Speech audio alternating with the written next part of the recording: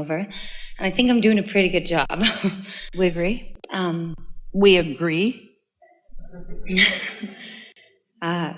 So how can I do better?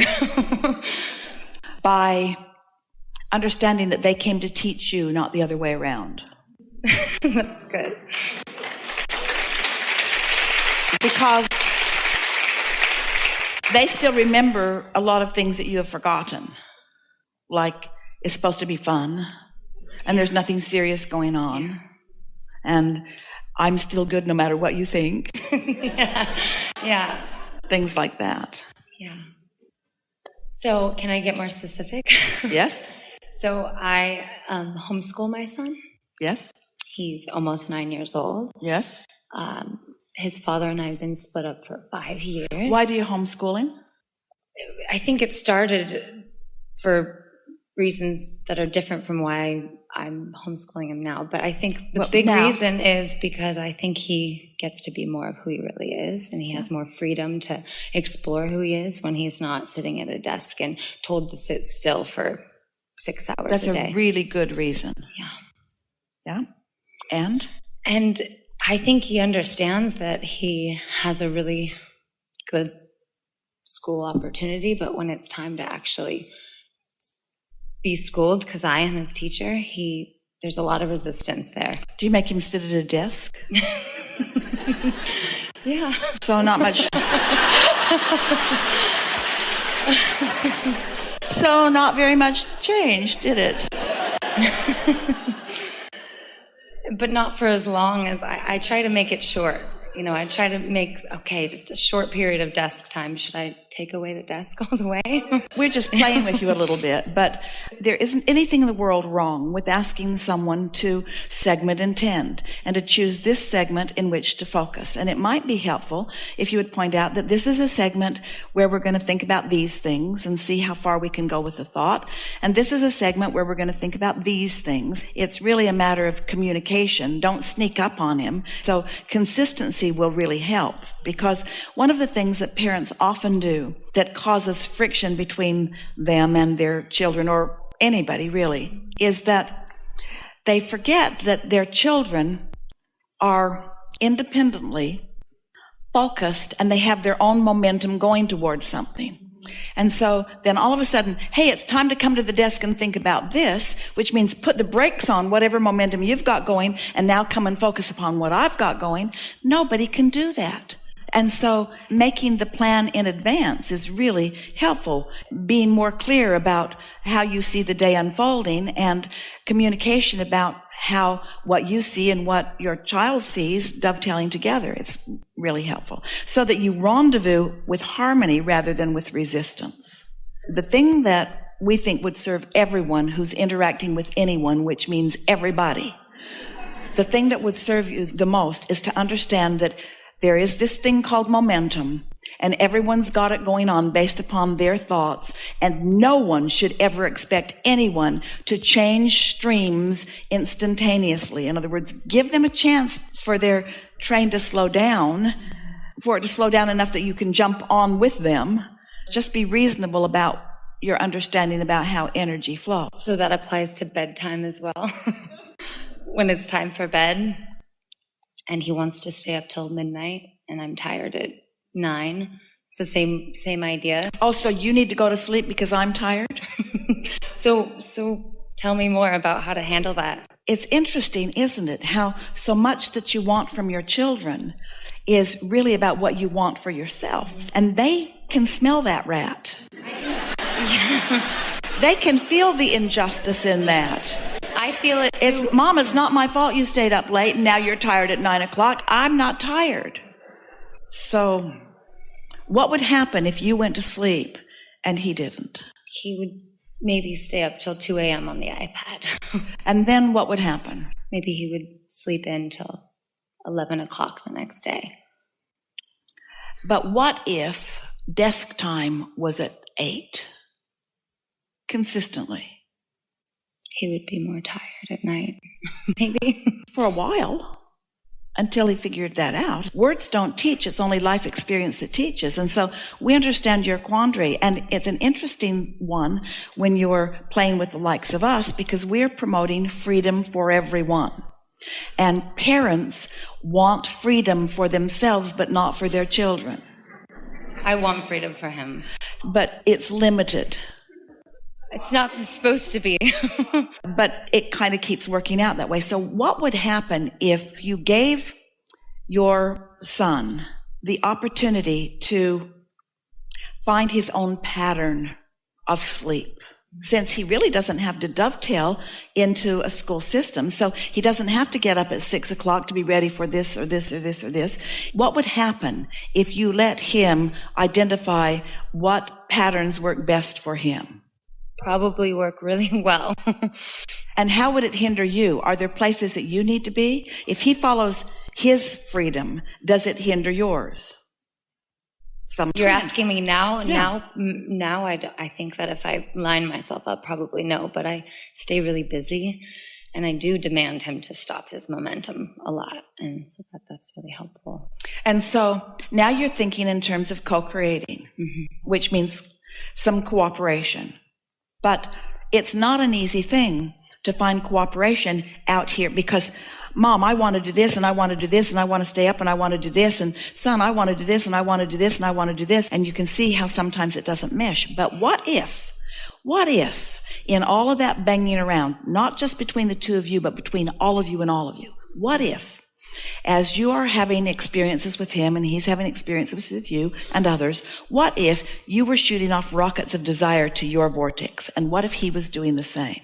And what if his desires said things like, I want to learn so much, and I want to understand so many things, and I want to have a really good life, and I want to feel happy every day? And what if all of those intentions for him were the same kinds of intentions that you had for him and for you? And what if you've launched all of these intentions into your vortex, and what if your inner being and his inner being know that, and know you, and know how to inspire each of you to that kind of cooperation? In other words, what we're asking is, what if the cooperation that you're seeking between the two of you and the life that you're living is being created in the vortex when you're not doing a very good job of it out here in the physical action world? What if? Just consider that. So, have you considered it? And can you accept it as real? Just for a moment. Just go with us for a minute and accept it as real. Our inner beings know what we want, know where it is, know how we can get to it, and know our path of least resistance to get us there. You believe that? So, you got to do one thing and one thing only. You got to be in the receptive mode so that you can receive the impulses. And he's got to be in the receptive mode so that he can receive the impulses. So, can you get in the receptive mode if you're worrying about what time he's going to bed? No. Are you in the receptive mode if you're trying to dictate the circumstances? And can he get in the receptive mode if he's feeling resistant? Now, most people do not have the luxury of being able to see if this works. Oh, it works.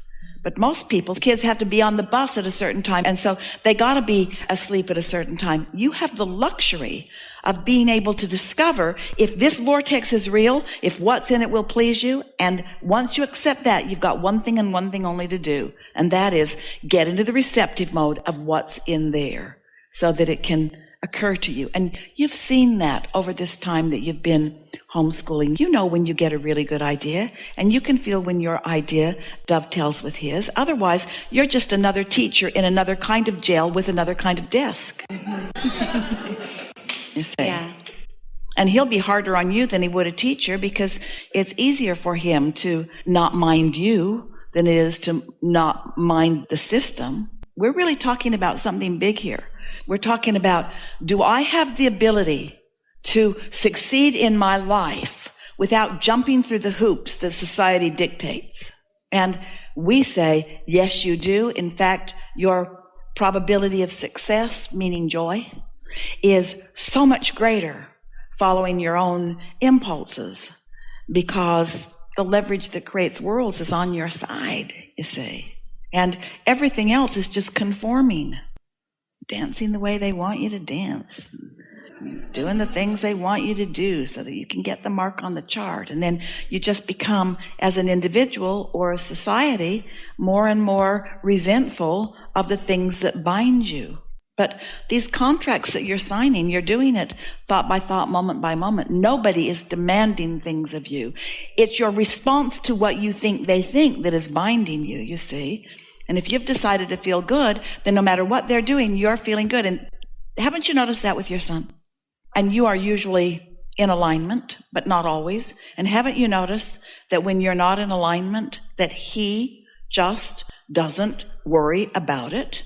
Haven't you noticed that he's just not inclined to jump through your hoops in order to make you feel better? Yeah. That's what we meant when we said he's teaching you. So how do you feel, parents, about that? Because as you are to your children, the world is to you. If you feel beaten down and suppressed and like you have to jump through hoops for whatever reason, then you know how your children feel.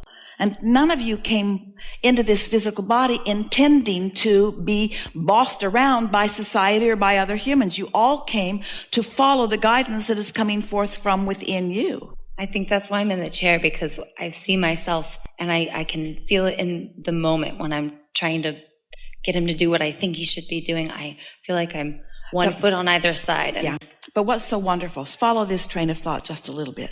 You went to bed the night before and you acknowledged that your momentum would subside while you slept. And when you got up in the morning, you acknowledged that it's a new day and that you can get momentum going pretty much the way you want it to do, because it's a new day. And because you care about that, and you're feeling pretty good, you meditate early in the day and you quiet your mind and you tune into who you are. And maybe you receive a thought and maybe you don't. Maybe it's new to you and so you don't. But maybe you've been into it long enough that you feel this thought pop into your head and it feels like a really good idea to you. And so you follow through on that idea. And because you're tuned in, tapped in, turned on when you got the idea, it's an idea that satisfies everything in your vortex, which means you and your relationship with your son and your teaching and your schooling and all of the things that matter to you about that. And so this idea is a winner and you know it. And so you wait for perfect timing and express it, and you get almost immediate cooperation from your co-creative son partner. And now this day unfolds where your ideas are flashing, so are his. Things are unfolding. It goes so much further beyond anything that you had thought up. In other words, you didn't plan this day. You and your son are living this magical moment where the entire universe is cooperating with the two of you, letting you know how important you are and how powerful you are, and both of you feel more blessed than you've ever felt before. And once that little phase of your experience is past, it might be 2 or 3 hours only, maybe not even that long, you have the satisfaction of knowing that you witnessed the power of alignment and the blending of vortices. This is the way it works. And then every night you go to bed, every morning you wake up. Sometimes you get more inspired than others. You feel the cooperation not just of your son, but of the entire universe. And you teach him how to tap into the magic. You teach him who he really is, you see. You encourage him to do the same thing through subtle words, not domineering lectures of this is what you need to do to live happily ever after, but by watching when he's doing some of it and amplifying it back to him and letting him know what a good teacher he is and how happy you are that the two of you get to co-create together like that. When you tap into this, it's not magic, it's normal, but it feels like magic because most people aren't allowing that much of it. When you let the universe yield to you in the way that it will, and you consciously witness it, and you understand it based upon what you did on purpose. My momentum subsided in the night. I woke up knowing that. I meditated and I tuned in and I received a thought and I followed through on it, and it went this good way and this good way and this good way and this good way and this good way. And then you just do that over and over again for the rest of your life. And your son tells his friends, yeah, my life's sort of magic. And they say, what do you mean? And he says, I get to do what I want. And they think, oh man, you've got a really cool mom. She lets you do what you want. And none of them really understand that it's already been mixed together like this delicious cake in the vortex. And the two of you are just co-creatively discovering what you both want to do.